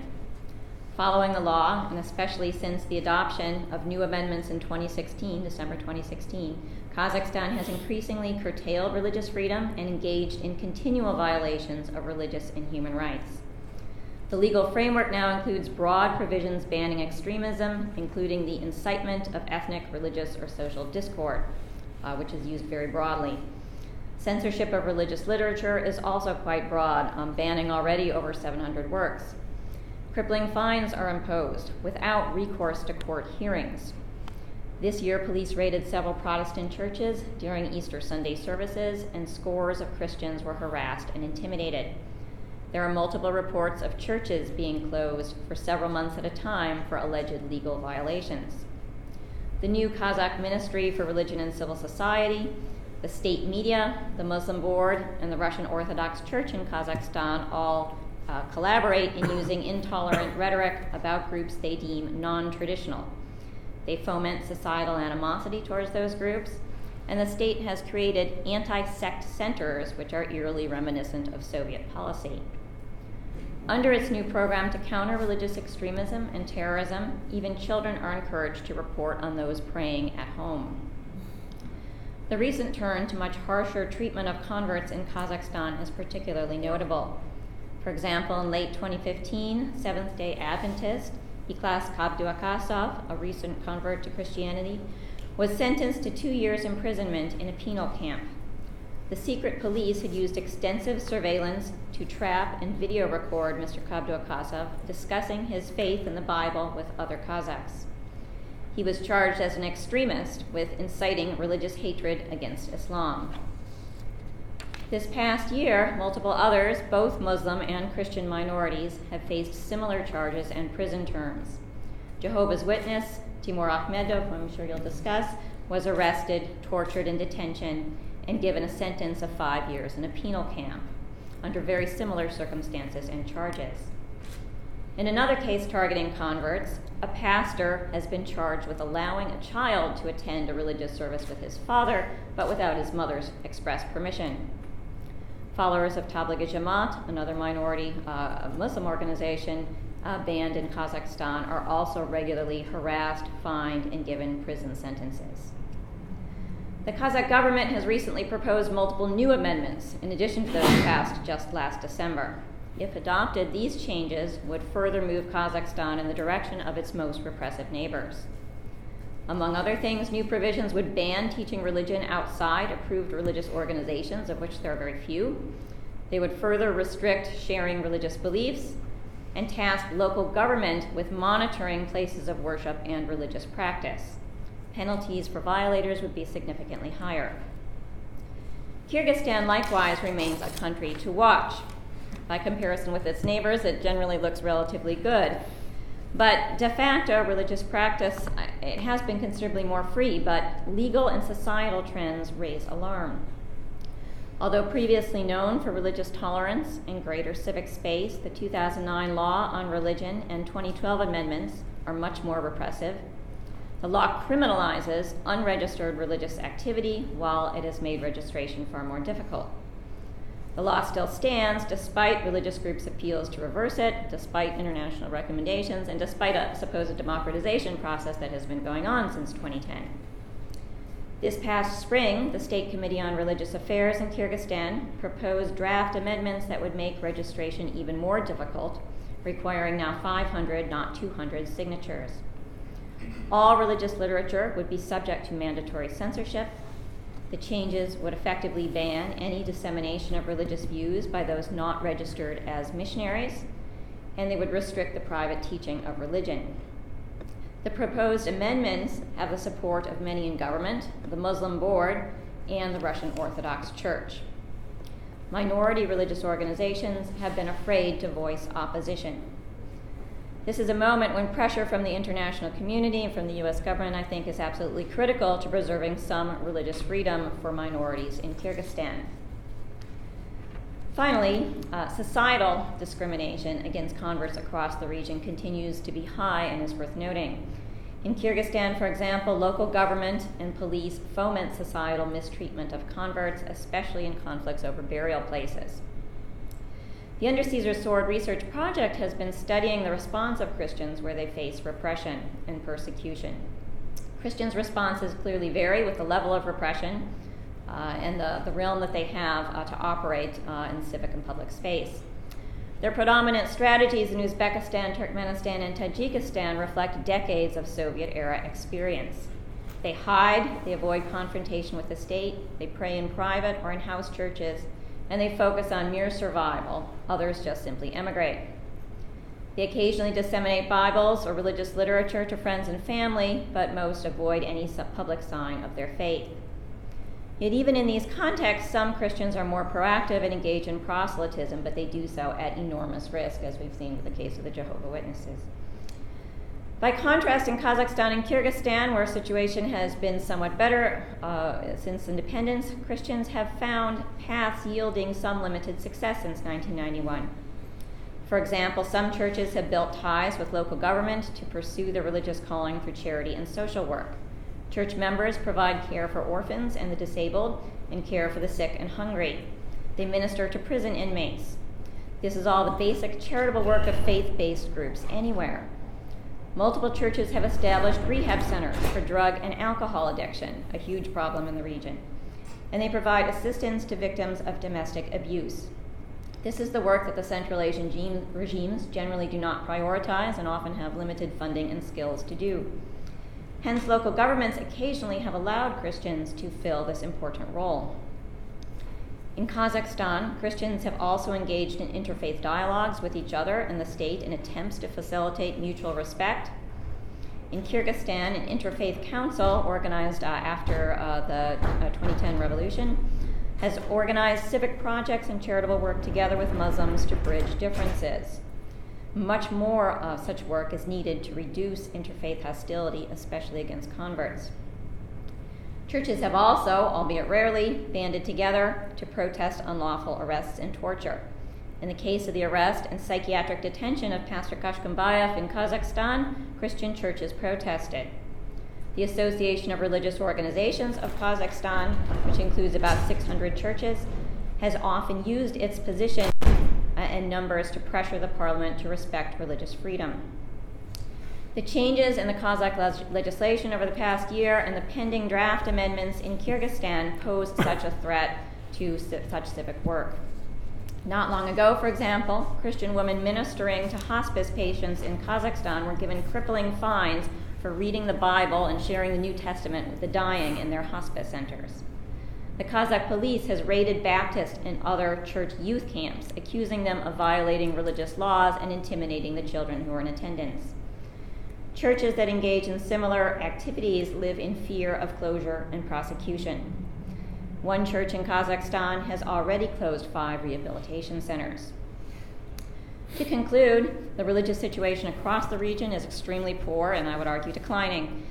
Negative trends in Kazakhstan and Kyrgyzstan are particularly worrying, especially for religious minorities. Both society and state will suffer if the faith-based civic and humanitarian organizations that have worked there for the past 25 years are further restricted and ultimately shut down. Thank you. Thank you. And before turning it over to General Counsel Brumley, just to note, the fact that he's last is not an indication that his is the least important presentation. It's actually an indication that it's the most important, whether it's at a congressional briefing, a congressional hearing, other events on these issues. The voice of individuals and groups that are being persecuted, whether it's for religious freedom or other human rights violations, is actually most important for us to hear. And I wanted to make sure that before we had our final question and answer period, that his was the last voice that you heard. General Counsel Brumley. Thank you for those kind words, Mr. Hurd. And we want to thank the U.S. Helsinki Commission, and Chairman Wickard, Co-Chairman Smith, and you particularly, Mr. Hurd, for hosting this briefing. It's been also very illuminating and encouraging to hear the words of Ambassador Kozak, Dr. Mark, and Dr. Collins. Their insightful comments confirm our own concerns about the situation of Jehovah's Witnesses in the OSCE region. There are over 8.5 million Jehovah's Witnesses worldwide. Over 3 million live in the OSCE region. We enjoy religious freedom in 51 of the 57 participating states. The exceptions include Tajikistan, Turkmenistan, Uzbekistan, and since last April, as we know, the Russian Federation. When domestic courts have failed to protect our fundamental rights, we have resorted to seeking relief from international tribunals. Since 1993, we've obtained 64 favorable rulings from the European Court of Human Rights and 11 favorable decisions from the UN Human Rights Committee. But Mr. Hurd, by far, the problems we're facing in the OSCE region by far have to do with Russia. So I'll be concentrating on Russia in my presentation. In 2006, the government amended its law on counteracting extremist activity. It removed incitement to violence as a component of what constitutes extremism. The UN Human Rights Committee, PACE, and the Venice Commission have all strongly criticized the amended law because it gives the Russian government carte blanche to prosecute anyone it deems to be out of step with its version of what is acceptable. So based on this law as it's been amended, the authorities concocted a three-step process to miscategorize Jehovah's Witnesses as extremists and to use this as the foundation to strip us of our fundamental rights of speech, press, and religion. The first thing the government did was to criminalize our religious literature. It did this through bogus expert studies and then backed up by baseless court decisions. They even banned our website, jw.org. It's worthy to point out, gentlemen and gentleladies, that jw.org is available worldwide with the singular exception of Russia. Second, Russia criminalized local congregations who'd been using our literature even before it was declared extremist. Once literature that we had formerly been using was on the extremist list, we removed it and stopped using it. But the authorities went so far as to plant banned literature in our places of worship so that they could later discover it and bring charges. And we have this on video. Then third, it criminalized our religious activity at our national offices and in our local places of worship. So since this amended law on extremism was enacted, Jehovah's Witnesses in Russia have been subjected to the following: searches of their homes, places of worship, loss of employment, having their bank accounts frozen, mistreatment of their children by school authorities, detentions, secret video surveillance of their homes, monitoring of their mail, and intimidation to abandon their faith.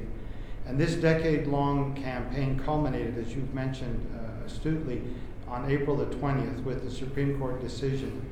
The court ruled that the administrative center and all of the 395 local legal entities are guilty of carrying on extremist activity and that their property should be confiscated and their activity terminated.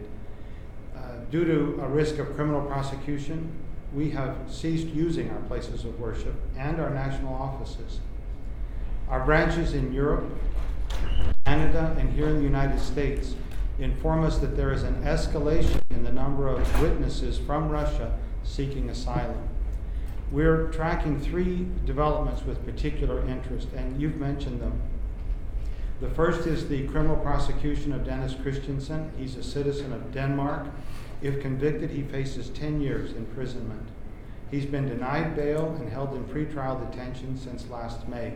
And his offense, singularly, he was worshiping along with a local congregation.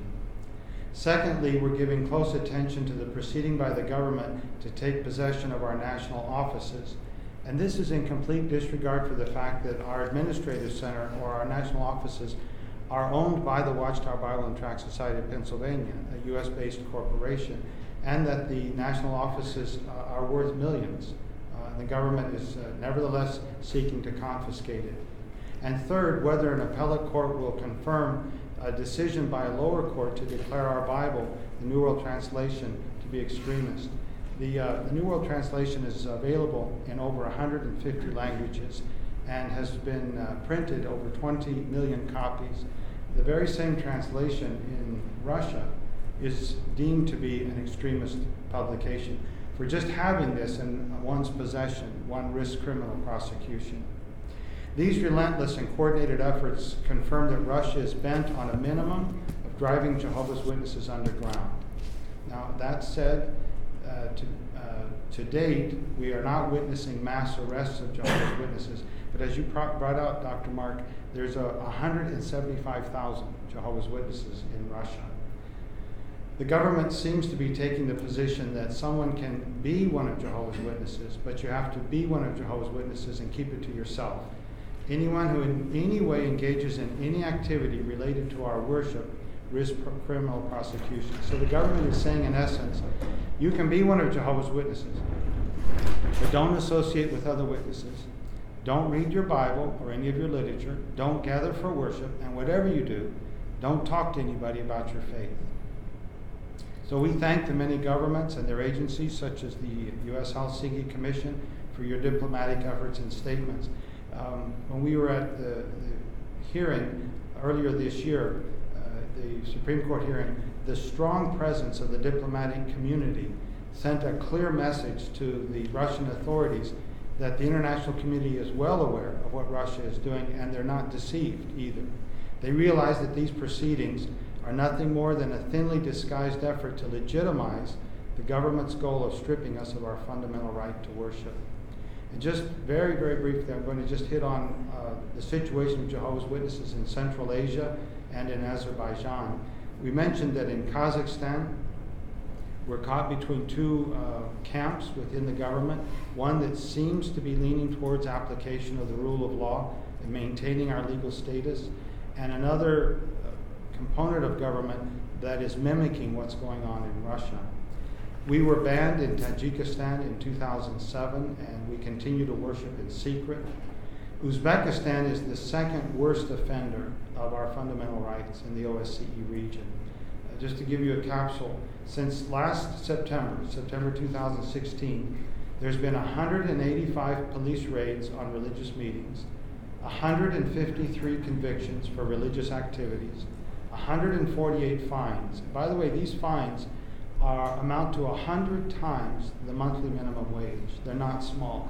7 witnesses were jailed for religious activity, and there have been 15 documented accounts of severe beatings by the police of men and women who are Jehovah's Witnesses. Witnesses are fined for even having a copy of the Bible in their home. With regard to Turkmenistan, we have the same situation. Baram Hemdimov, a 52-year-old witness, has begun serving a 4-year sentence that he began in March of 2015. And his only offense, again, was worshiping with fellow believers. There has been some small improvements in Azerbaijan, but although we number less than 2,000 witnesses in that country, we have 18 applications pending with the European Court of Human Rights, and we have filed 11 complaints with the CCPR. So in conclusion, we are gravely concerned about the welfare of our community in Russia. We're going to submit for the record a copy of my briefing and also a copy of a short video from Mr. or Professor Heiner Bielefeld. That's the former UN Special Rapporteur of Freedom of Religion or Belief, who commented on the state of religious freedom in Russia and gave particular emphasis to the situation Jehovah's Witnesses are facing in that land. His point was, or is, that as the space for one religion diminishes, civil society and religious freedom in general diminishes. Thank you once again for allowing us to comment on the situation of Jehovah's Witnesses in the OSCE region. Thank you. So just a quick reminder about the Q&A. I'll ask each one of our panelists 2 questions. If you could hold your answers until I finish asking all of my questions, and then we'll eventually turn it over to the audience. So we'll start with Chairman Mark. Taking advantage of your recent trip to Uzbekistan, in sort of the full range of steps that they can and should take to improve their record when it comes to religious freedom, and in particular, let's assume for the sake of argument that they're redesignated as a CPC. What are the most important actions the government needs to take in order to change that designation and improve the situation for religious freedom in Uzbekistan?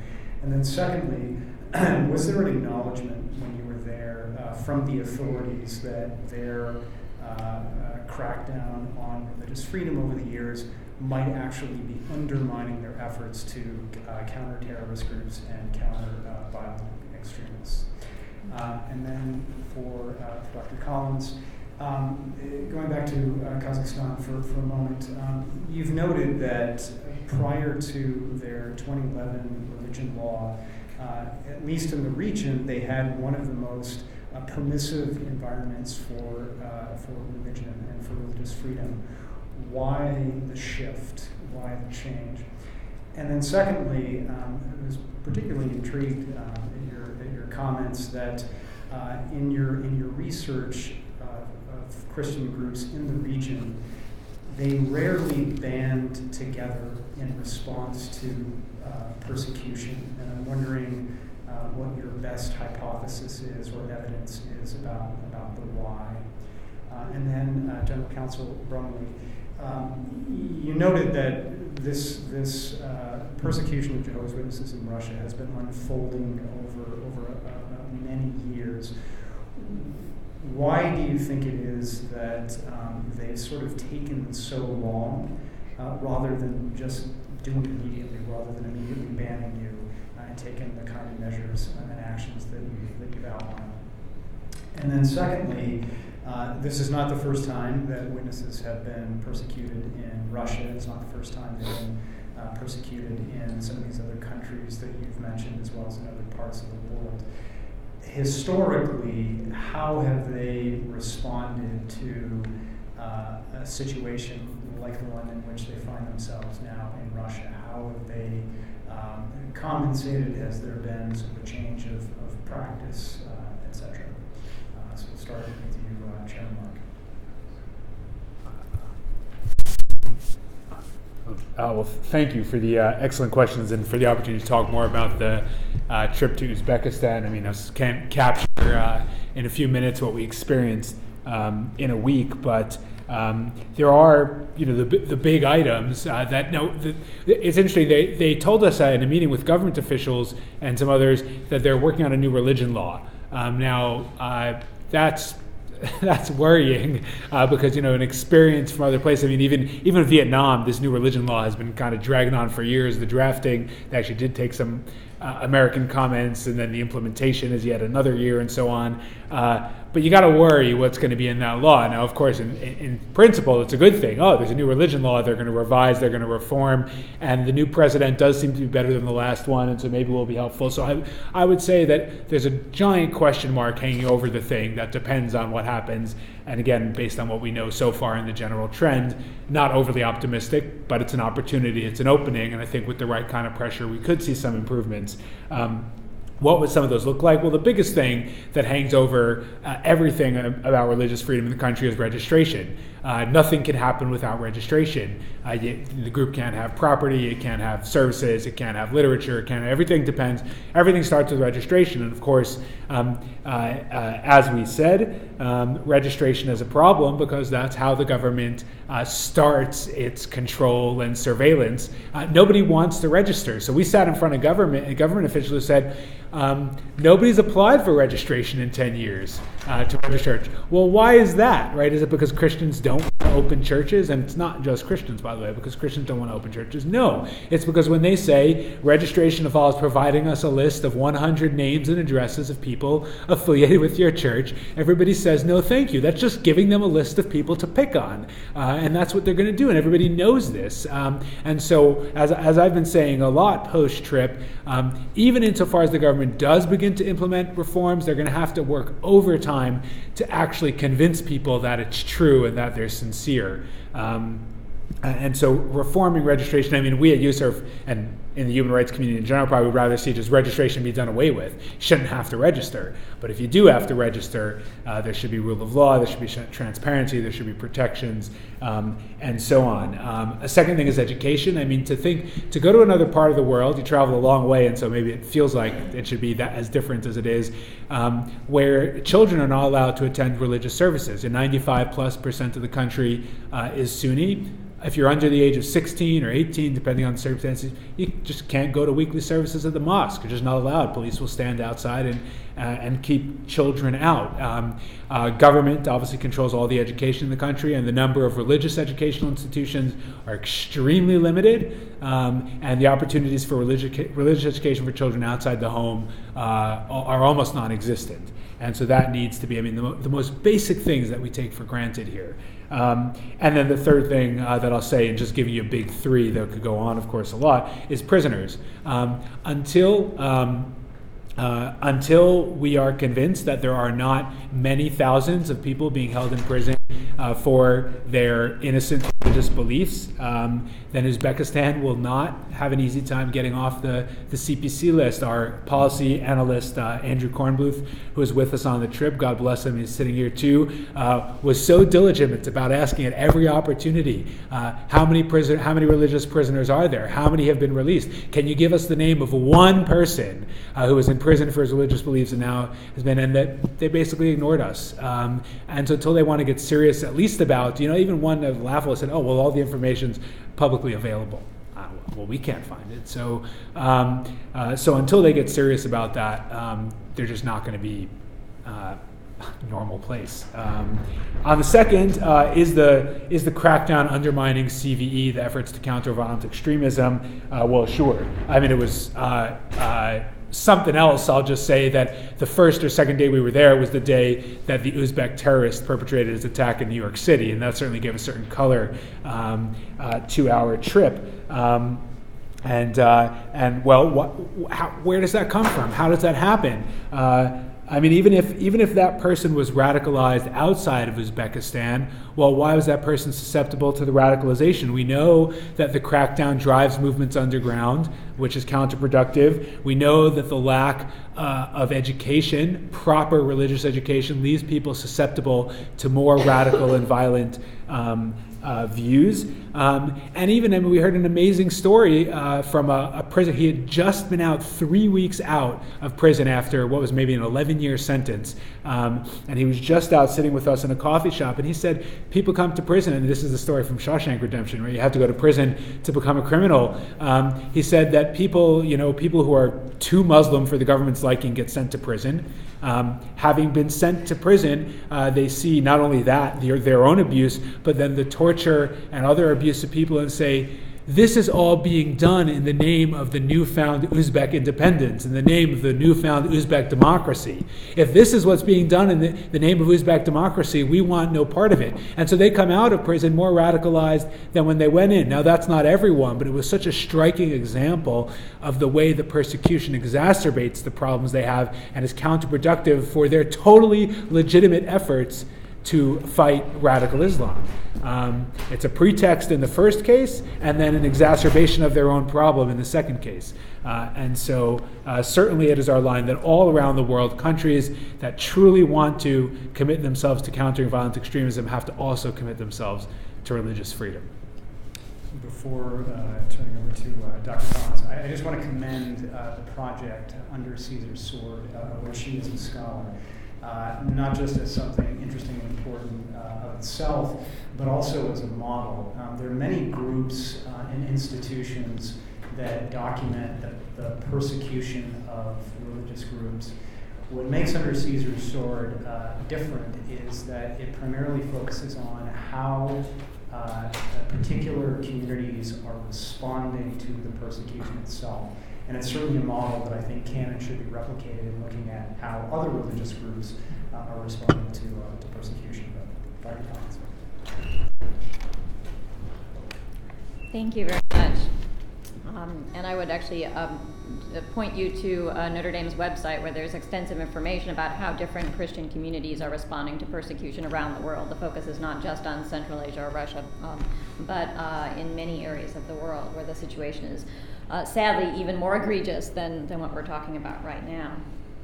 On your first question, Mr. Hurd, why the shift in 2011? Well, I think there has been a sort of gradual move towards this across the region, but in particular, I think a couple of events triggered the Kozak government's crackdown on religious groups. There was the Kyrgyz Revolution, regime change in 2010, which created this sort of sense of vulnerability and instability in the region. The Arab Spring in 2011, perhaps even more so, created this sense that we're not quite invincible. In Azerbaijan, for example, there was a statue of Mubarak and Aliyev, which at the time of the revolution was something that gave the Aliyev regime some pause. Not just Kazakhstan, but again, Kazakhstan in collaboration with Russia and other members of the SCO, the Shanghai Cooperation Organization, discuss these issues on a regular basis. They they blend together issues of religious independence together with issues of extremism and terrorism within the framework of their general sort of security discussions and focus on security. So I think these various events help sort of shift their thinking towards a mentality that we need to crack down on religion to a greater extent than we have in the past. There's also this understanding that even though Christians aren't the main target, we have to engage in this kind of equal opportunity repression. We're primarily worried about independent Muslim opposition growing in the country, but they decide that in order to justify and legitimize their crackdown on independent Islam, they need to more broadly crack down on various forms of independent religion. So I think that's driving much of this. And then we see, of course, that there has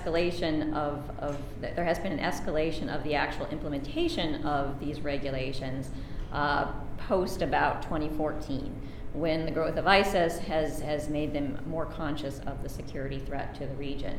But again, it's this crackdown on both Christians as Muslims, as Christians and Jehovah's Witnesses are rolled into the crackdown on supposed supporters of ISIS. So that's on the issue of why this shift over the past few years. The second question about why Christians rarely band together is an interesting one and a frustrating one, I think, as somebody studying this region.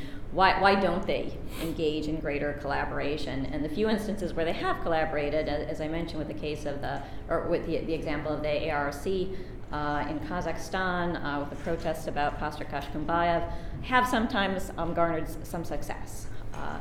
This has been relatively rare. My sense is that there are a couple of reasons for this. Probably most importantly is a deep culture of distrust, of sharing information, opening up to others, even opening up to other Christian organizations. And I think that dates well back to the Soviet period, as Dr. Mark talked about so eloquently.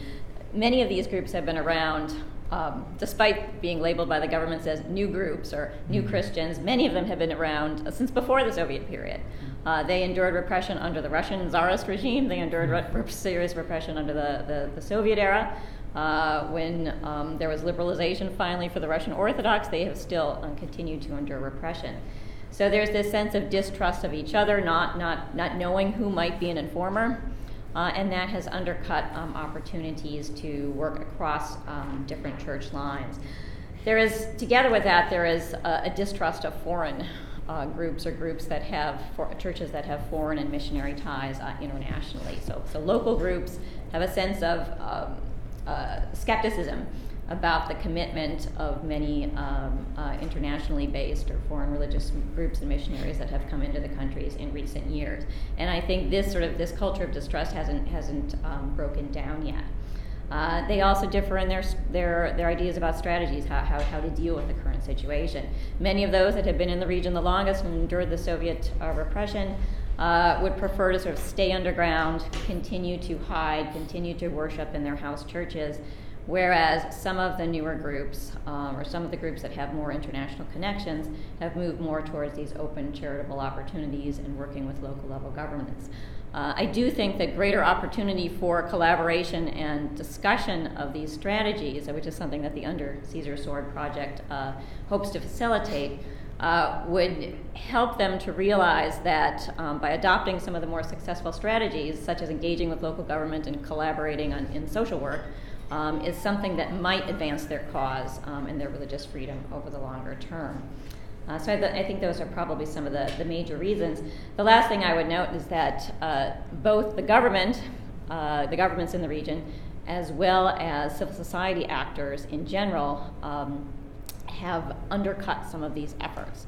Civil society, surprisingly, perhaps because it is so deeply secular across much of the Central Asian former Soviet regions. They tend to distrust religious actors. So there's not a tradition of secular civil society working with religious actors and considering them also part of the religious and also part of the civic sphere.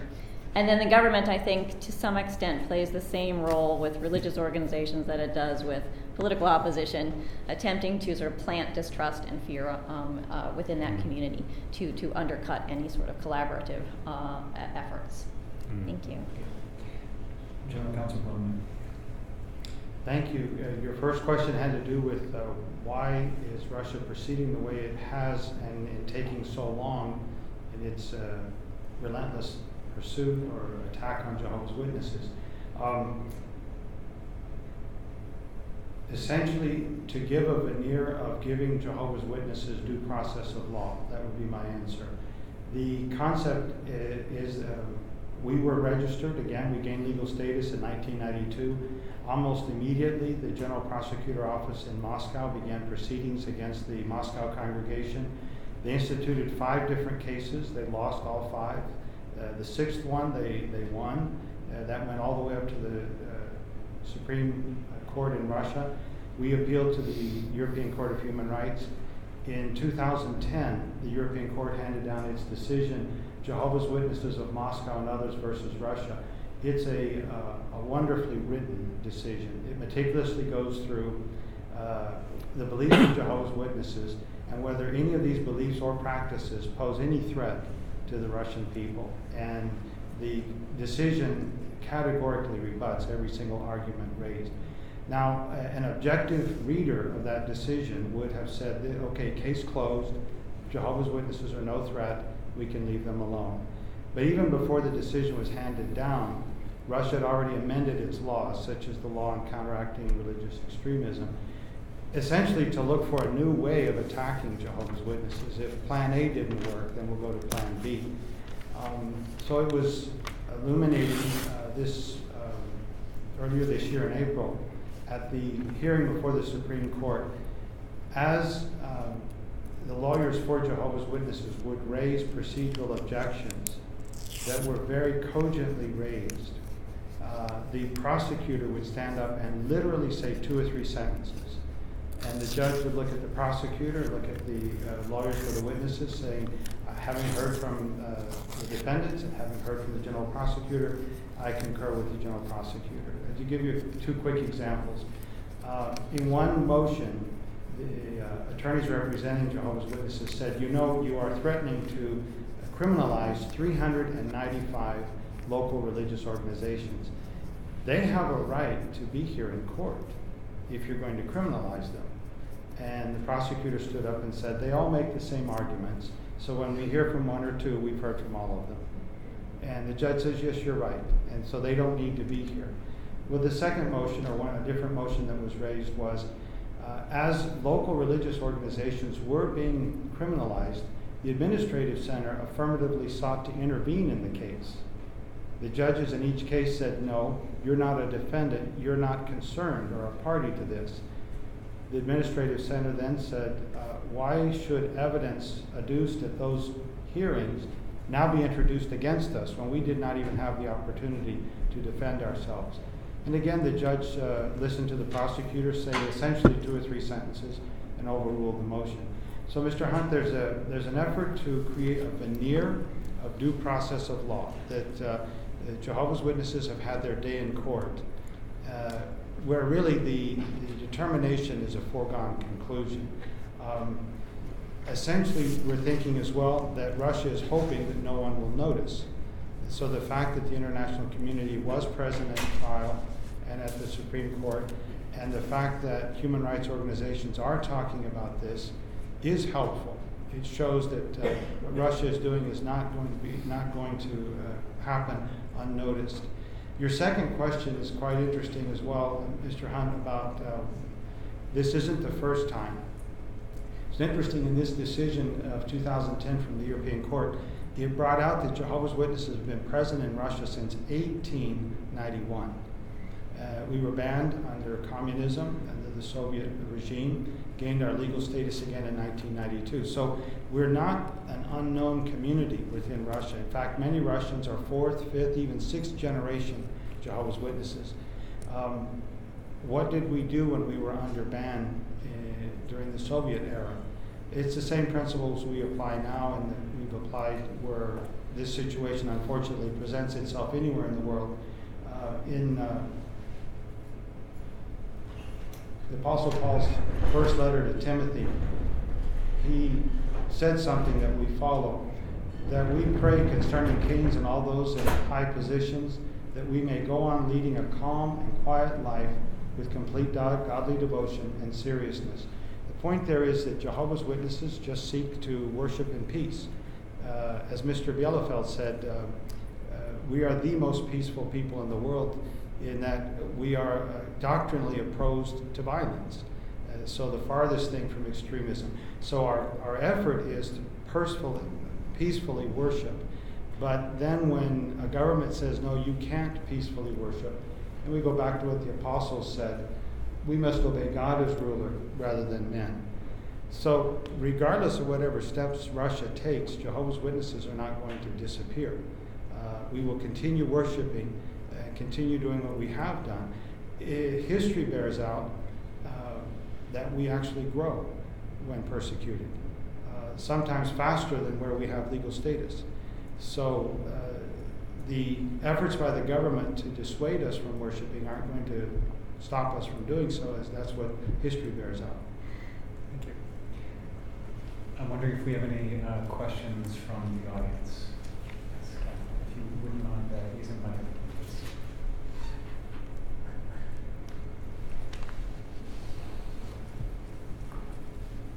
Thank you, Nate, for organizing this really great and informative hearing. I wanted to call quick attention to two aspects which haven't been discussed.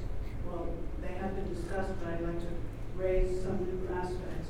One is the new minister in Kazakhstan of religion and civil society was recently told is a 25-year veteran of the Kazakh state security services. Some of you obviously know this, but I just think it's worth highlighting publicly. Also, in Uzbekistan, I was told that the government is taking steps to assess the degree to which various religious prisoners, I suppose mainly Muslim, have been in fact radicalized in prison.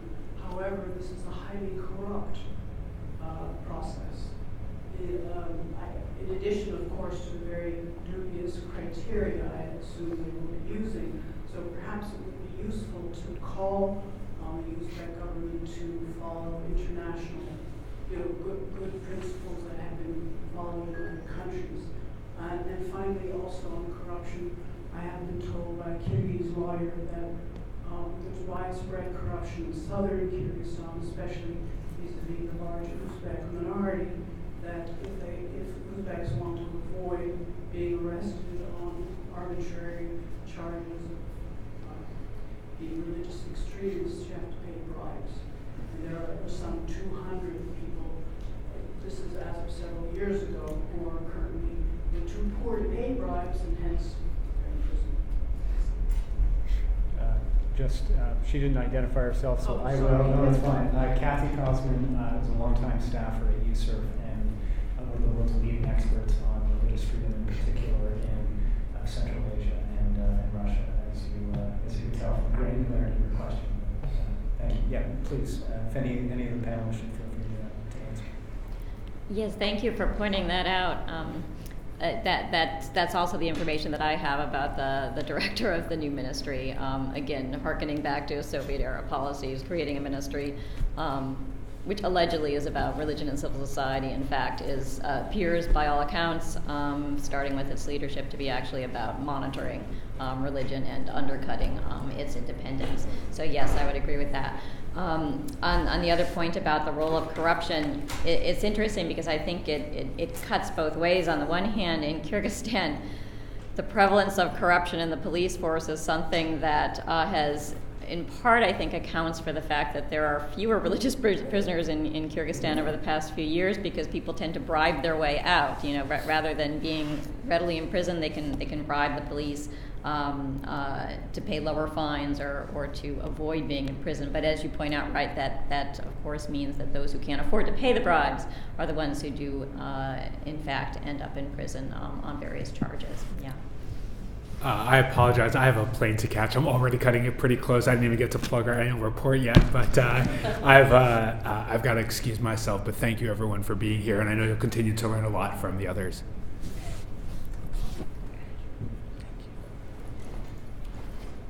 Are there any other questions from the audience? And do we have any questions from our viewers on Facebook?